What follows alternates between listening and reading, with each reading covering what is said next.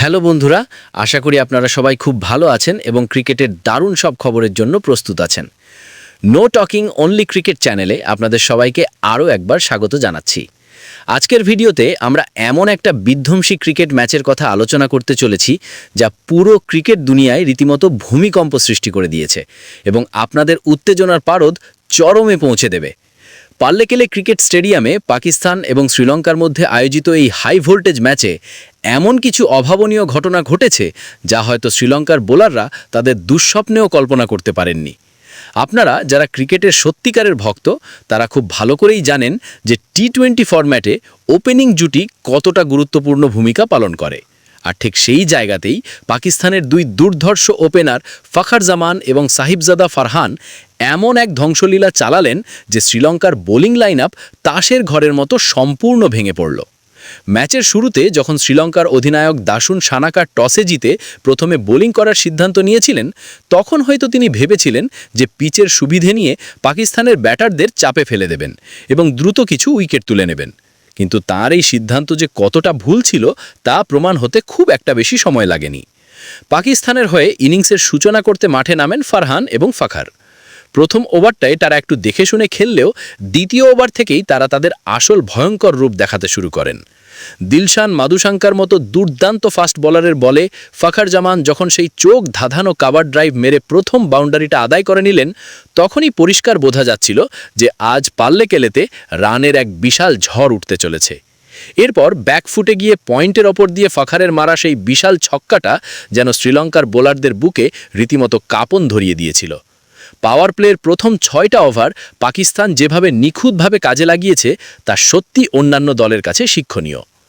দুসম্মান্ত চামিরার মতো এক্সপ্রেস গতির পেসারকেও তারা বিন্দুমাত্র রেয়াত করেননি। ফারহানের টাইমিং ছিল চোখে পড়ার মতো। স্কোয়ার লেগ এবং মিড উইকেটের ফাঁক দিয়ে তিনি যেভাবে একের পর এক বাউন্ডারি বের করে নিচ্ছিলেন তা দেখে গ্যালারিতে উপস্থিত হাজার হাজার দর্শক উন্মাদনায় ফেটে পড়ছিলেন। মাত্র 6 ওভারের মধ্যেই পাকিস্তানের স্কোরবোর্ডে 64 রান উঠে যায় এবং শ্রীলঙ্কার বোলারদের চোখে মুখে তখন স্পষ্ট হতাশা আর চরম চাপের ছাপ লক্ষ্য করা যাচ্ছিল। কিন্তু অবাক করার বিষয় হলো এখানেই এই ধ্বংসলীলা শেষ হয়নি। পাওয়ার প্লে শেষ হওয়ার পরেও তাদের রানের গতি এতটুকুও কমেনি। ফখর জামান যেন আজ এক আলাদা গ্রহের ক্রিকেট খেলছিলেন। তাকে থামানোর কোনো অস্ত্রই যেন শ্রীলঙ্কার কাছে ছিল না। মহেশ থিকসানার মতো মিস্ট্রি স্পিনারের বলের লাইন ও লেংথ নিখুঁতভাবে বুঝে নিয়ে ক্রিজ ছেড়ে বেরিয়ে এসে লং অন এবং ডিপ মিড উইকেটের ওপর দিয়ে তিনি যে বিশাল ছক্কাগুলো হাঁকিয়েছেন তা একজন অত্যন্ত আত্মবিশ্বাসী এবং বিশ্বমানের ব্যাটারেরই পরিচয় দেয়। মাত্র 30টা বল খেলে তিনি নিজের হাফ সেঞ্চুরি পূর্ণ করে ফেলেন। অন্যদিকে সাহিবজাদা ফারহানও কিন্তু কোনো অংশে কম ছিলেন না। তিনি একদিকে যেমন খুব সুন্দরভাবে স্ট্রাইক রোটেট করে স্কোরবোর্ড সচল রাখছিলেন, ঠিক তেমনি কোনো খারাপ বল পেলেই সেটাকে সোজা বাউন্ডারির বাইরে পাঠিয়ে দিচ্ছিলেন। 52 বল খেলে 89 রানের এক অনবদ্য এবং বিস্ফোরক ইনিংস উপহার দেন ফারহান, যার মধ্যে ছিল 7টি দর্শনীয় 4 এবং 5টি বিশাল ছক্কা। তার স্ট্রাইক রেট ছিল 160-এরও ওপরে, যা টি-20 ক্রিকেটে যে কোনো দলের জন্যই একটা স্বপ্নের মতো ব্যাপার। 15 ওভার শেষ হওয়ার আগেই পাকিস্তান অনায়াসে 160 রানের গণ্ডি পার করে ফেলে। পরিস্থিতি পুরোপুরি হাতের বাইরে চলে যাচ্ছে দেখে শ্রীলঙ্কার অধিনায়ক সানাকা নিজেই বোলিং করতে আসেন, কিন্তু ফখর তাকেও সম্মান দেখাননি। 1 ওভারেই 2টো 4 এবং একটা ছক্কা মেরে ফখর বুঝিয়ে দেন যে আজ তিনি বোলারদের ওপর কোনো দয়া মায়া দেখাবেন না। শেষ পর্যন্ত 15.5 ওভারে গিয়ে শ্রীলঙ্কা তাদের প্রথম উইকেটের দেখা পায়, যখন চামিরার বলে 84 রান করে বোল্ড হয়ে প্যাভিলিয়নে ফেরেন ফখর জামান। ততক্ষণে পাকিস্তানের স্কোর 176 রানে পৌঁছে গেছে এবং দলের ভিত অত্যন্ত মজবুত হয়ে গেছে। 42 বলের এই সাইক্লোন ইনিংসে ফখর 9টি 4 এবং 4টি ছক্কা মারেন। ফখর আউট হলেও অন্য প্রান্তে ফারহান তখনও অপরাজিত ছিলেন এবং শেষ ওভারগুলোতেও তিনি ঠিক একই রকম আগ্রাসী মেজাজে রান তুলে যাচ্ছিলেন। 15.5 ওভারেই দলের রান রেট 11-রও উপরে ছিল। পাকিস্তানের এই ইনিংসের সবচেয়ে বড় এবং ইতিবাচক দিক ছিল তাদের মানসিকতা। পাওয়ার প্লের শতভাগ সঠিক ব্যবহার এবং মিডিল ওভারগুলোতেও বিন্দুমাত্র আগ্রাসন না কমানো। ফখর এবং ফারহানের এই অবিশ্বাস্য জুটি শ্রীলঙ্কার বোলারদের এতটাই দিশেহারা করে দিয়েছিল যে তারা মাঠের চারদিকে শুধু বল কুড়িয়ে বেড়াতেই ব্যস্ত ছিলেন। এই বিশাল স্কোরের পাহাড়ে চাপা পড়ে শ্রীলঙ্কার সামনে এখন এক চরম কঠিন চ্যালেঞ্জ এসে দাঁড়িয়েছে। পাকিস্তানের এই অভাবনীয় ব্যাটিং দেখে একটা কথা জলের মতো পরিষ্কার হয়ে গেছে যে এই দলটা এখন আত্মবিশ্বাসের একদম তুঙ্গে রয়েছে এবং যে কোনো টুর্নামেন্টে তারা শিরোপা জেতার জন্য একটা বড় দাবিদার হয়ে উঠেছে। বন্ধুরা, আপনারা শুনলে অবাক হবেন যে পাকিস্তানের এই অবিশ্বাস্য এবং রোমাঞ্চকর পারফরম্যান্স দেখার পর সারা বিশ্বের প্রাক্তন ক্রিকেট তারকারাও নিজেদের আবেগ ধরে রাখতে পারেননি এবং তারা এমন সব চমকে দেওয়ার মতো মন্তব্য করেছেন যা পুরো ক্রিকেট মহলে ব্যাপক আলোড়ন সৃষ্টি করেছে। আসুন প্রথমেই জেনে নিই অস্ট্রেলিয়ার বিশ্বকাপ জয়ী কিংবদন্তি অধিনায়ক রিকি পন্টিং কী বলেছেন। পন্টিং পাকিস্তানের এই আগ্রাসী রূপের ভূয়সী প্রশংসা করে বলেছেন যে পাকিস্তান আজ যেভাবে তাদের ইনিংস শুরু করেছে সেটা একটা সত্যিকারের চ্যাম্পিয়ন দলের স্পষ্ট লক্ষণ। পাওয়ার প্লেতে তাদের উদ্দেশ্য একেবারে পরিষ্কার ছিল, তারা শুধু ক্রিজে টিকে থাকার জন্য খেলেনি, বরং প্রতিপক্ষের ওপর পুরোপুরি আধিপত্য বিস্তার করার জন্যই মাঠে নেমেছিল। ফখর জামানকে ওপেনিংয়ে পাঠানোর সিদ্ধান্তটা নিঃসন্দেহে ম্যানেজমেন্টের একটা বড় ঝুঁকি ছিল, কিন্তু বড় বড় টুর্নামেন্টগুলোতে ঠিক এই ধরনের সাহসী সিদ্ধান্তই শেষ পর্যন্ত ম্যাচের মোড় ঘুরিয়ে দেয়। টিম ম্যানেজমেন্ট যে সাহসটা দেখিয়েছে, খেলোয়াড়রা মাঠে নিজেদের পারফরমেন্স দিয়ে সেটাকে একদম সঠিক প্রমাণ করে ছেড়েছে। পন্টিং আরও যোগ করেন যে পাকিস্তান যদি এই একই আক্রমণাত্মক মানসিকতা এবং জয়ের অদম্য খিদে নিয়ে টুর্নামেন্টে এগোতে থাকে তাহলে তাদের ফাইনালে ওঠা কেউ আটকাতে পারবে না। আর যদি সত্যি ফাইনালে ভারত এবং পাকিস্তানের মধ্যে একটা মেগা ফাইট হয় তবে সেটা হবে বিশ্ব ক্রিকেটের সবচেয়ে বড় এবং আকর্ষণীয় মঞ্চ, যেখানে গোটা পৃথিবীর মানুষের চোখ টিভির পর্দায় আটকে থাকবে। এরপর আসি ভারতের মাস্টার ব্লাস্টার শচীন টেন্ডুলকারের কথায়। শচীন তার নিজস্ব শান্ত ভঙ্গিতে এবং প্রযুক্তিগত দিকগুলোর ওপর জোর দিয়ে বলেছেন যে ফখর এবং ফারহান পাওয়ার প্লের একেবারে নিখুঁত ব্যবহার করেছেন। টি-20 ক্রিকেটে প্রথম 6টা ওভার যে কতটা গুরুত্বপূর্ণ তা আমরা সবাই জানি, কারণ ঠিক ওই সময়টাই ম্যাচের ভাগ্য নির্ধারণ করে দেয়। পাকিস্তান শুরু থেকেই এক ইতিবাচক চিন্তাভাবনা নিয়ে ব্যাট করেছে এবং শ্রীলঙ্কার বোলারদের ম্যাচে ফেরার কোনো সুযোগই দেয়নি।